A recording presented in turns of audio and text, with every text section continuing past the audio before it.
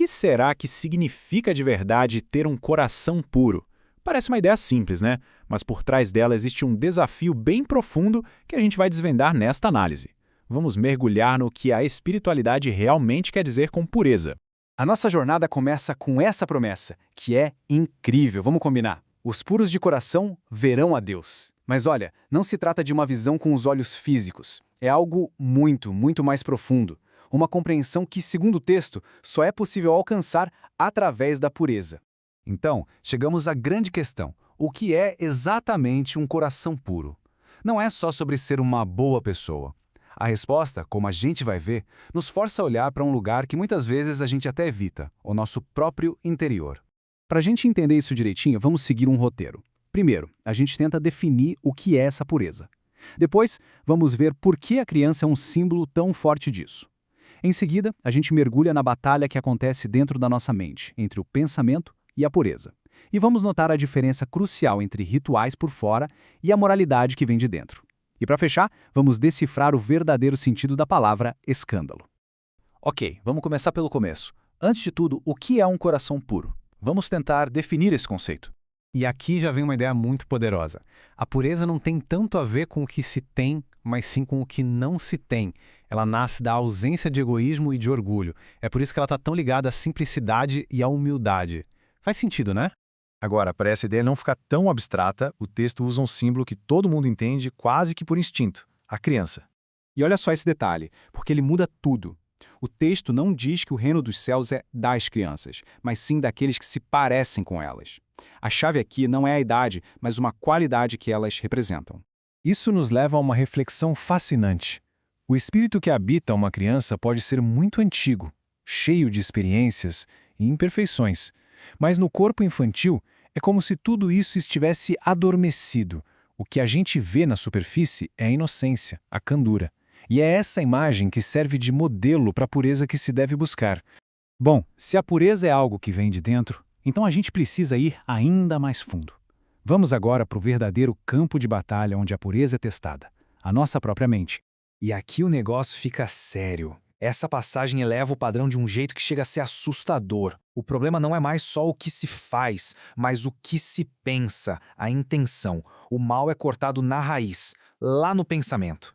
Fica bem claro, então, que a verdadeira pureza é um estado mental. É a diferença entre ter que desviar de uma poça de lama e viver num lugar onde a lama nem existe.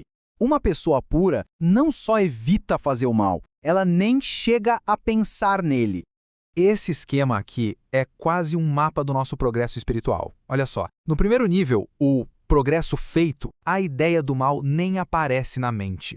Já no meio, em progresso em curso, o mau pensamento até surge, mas a pessoa luta contra ele, o expulsa. E no último, o mal em plenitude, o pensamento ruim não só surge, como é bem-vindo, alimentado. Onde será que a gente se encaixa mais, hein?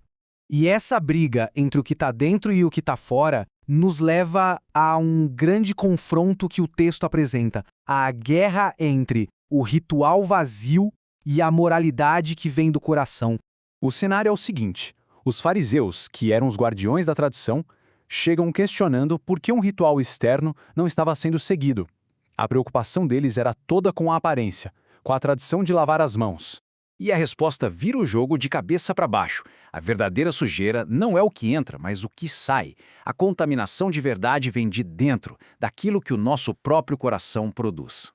E o que é que vem de dentro? A lista é, é pesada.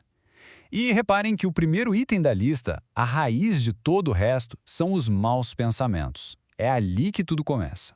E aí vem a metáfora mais forte de todas. Sepulcros branqueados. Já parou para pensar nisso? Uma tumba linda pintada de branco por fora, mas por dentro, cheia de podridão.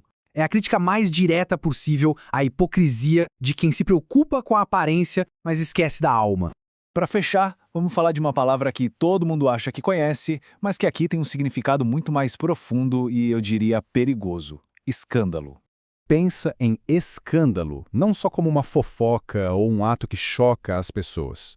No sentido do evangelho, é algo muito mais sério. É qualquer atitude ou palavra que faz outra pessoa tropeçar em seu caminho espiritual. A responsabilidade disso é enorme. Essa frase pode parecer confusa, né? É preciso que haja escândalo. Soa quase como uma ordem, mas não é. O texto explica que, como nós somos imperfeitos, o escândalo é uma consequência inevitável da nossa condição atual. Ele funciona como um teste e não como uma obrigação. Então tá, se o escândalo no mundo é inevitável por causa da nossa imperfeição, o que a gente faz com aquilo que causa escândalo dentro de nós? A resposta vem numa das metáforas mais radicais e chocantes de todas. Claro, ninguém aqui está sugerindo automutilação. O significado é muito mais profundo. Cortar a mão é uma ordem para a gente destruir a causa do mal dentro da gente. É um chamado para arrancar do nosso coração qualquer sentimento impuro, antes que ele se transforme numa ação e prejudique alguém. E a análise termina com essa ideia que desafia tudo que a gente pensa sobre percepção. Os nossos próprios olhos, a nossa janela para o mundo, podem ser uma armadilha. A mensagem é forte. É melhor sacrificar a visão física do que perder a visão espiritual. O que nos traz de volta ao começo. A pureza de coração não é só sobre ser bom, é sobre ser capaz de ver a verdade. E isso deixa a gente com uma pergunta final para refletir. E se a verdadeira visão não vier dos nossos olhos, mas sim da nossa alma?